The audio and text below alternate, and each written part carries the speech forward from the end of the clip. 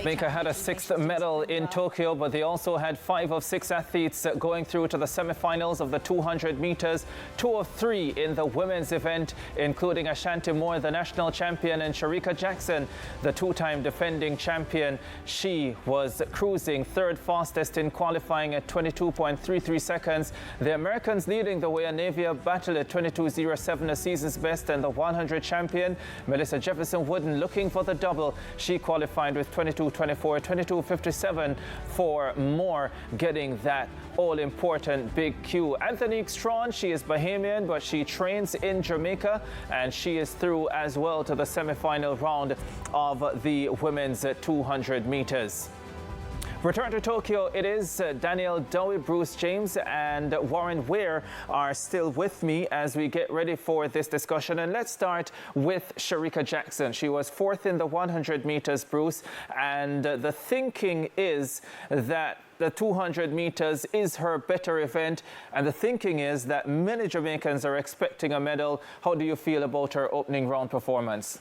So Shericka Jackson, we know, won the World Championships all the way back in 2022 in Eugene, won again in Budapest 2023 after getting the silver in the 100 meters behind Sha'Carri Richardson. And she comes here now way, way off the pace. Her best time this year, 22.17, leaving her 13th in the world. With that said, the fastest in the world, Julian Alfred at 21.71, is out, having come 3rd in the 100 and picked up a strain. The second fastest in the world, Melissa Jefferson, she got gold in the 100. She's at 21.84. Then you have a bunch of Americans and a bunch of British, and even Marie-Josée Talou still ahead of Shericka Jackson on season best, clearly not on a personal best. So Mackenzie Long, she's at 21.93 girl. Battle Widow Saw at 22.07. So there are lots of people, even Amy Hunt and Dina Asher-Smith have faster season best than Shericka Jackson. With that said, at 10.88 in the 100 and looking spectacularly smooth out in lane 9, I think Shericka is ready to go sub 22, and that's the kind of time you're going to need if you're going to get a medal in the 200 meters at these World Champs. Yeah, Warren Ware is on Zoom. Warren, did you see from Shericka what you were hoping to see in the opening round? Definitely. When I saw her on 100-meter finals, I said I might have to move her from a bronze upward. That 10.88 was looking good, and she came in the semi-final, and she looked super composed, super relaxed, and she looked like she's winding into good form. Daniel, do you agree?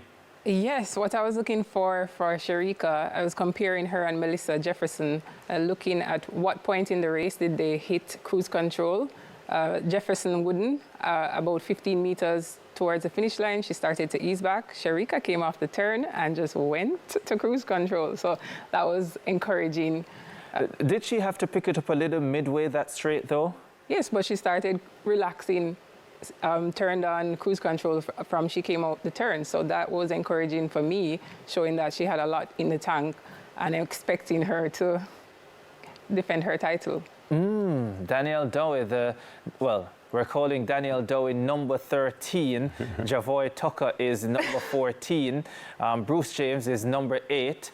Warren Ware is number 9. All right, so I hope we've got the numbers down there.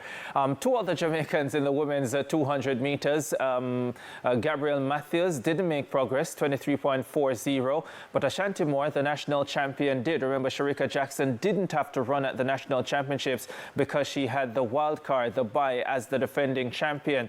All right, let's hear though from both Matthews and the national champion Ashanti Moore.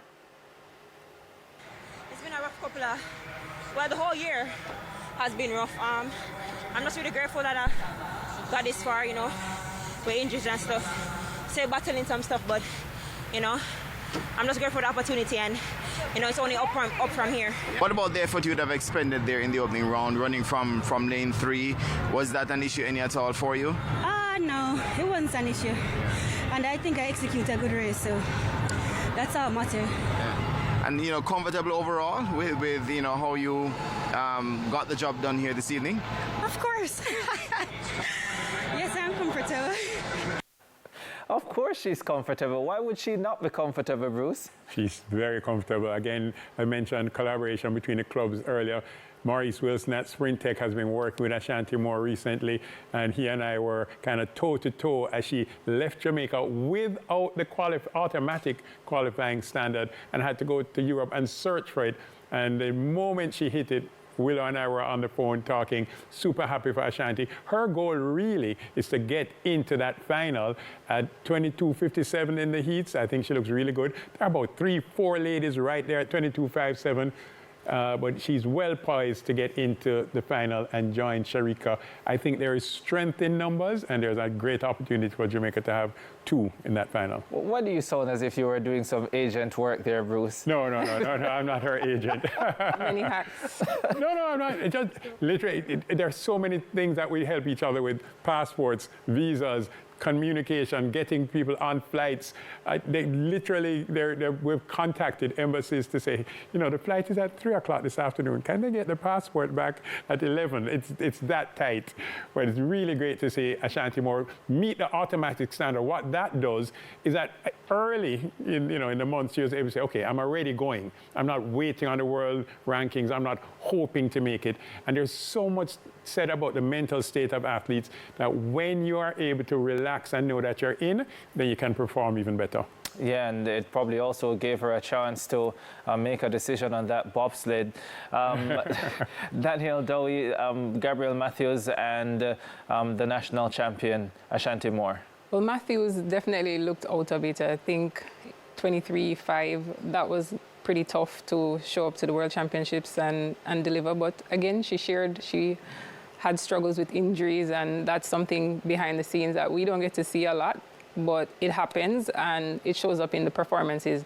I agree with Ashanti Moore. She did run technically a pretty good race. She looked tall, powerful, sprinting off the turn, and did her best. Looked strong coming down the home straight away, looked up, saw that she had the second spot secure and managed to conserve some bit of energy. She knows that it's going to take a lifetime best if she's going to get into the final.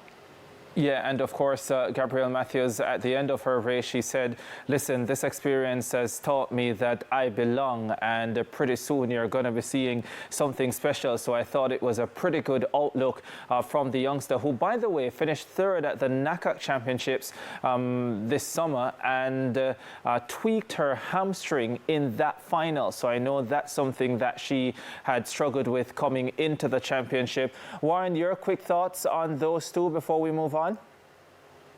Firstly, I must say, as Bruce said with Jordan, when these young athletes go to the championship, even if they don't perform or advance, they gain a lot of experience. And Matthew definitely will gain a lot of experience, a lot of confidence going in. But for Ashanti Moore, she made the switch, came back home, and she has been running brilliant. High school standout, and we're glad that she's where she's supposed to be. And she needs to run a very good race, close to her lifetime best, to get to the final, and she'll be very good there. Yeah, and we certainly look forward to that. Shericka Jackson, the 2-time defending champion, can she make it 3 in a row, or will the Americans have something to say about that? The women's 200-meter discussion out the way.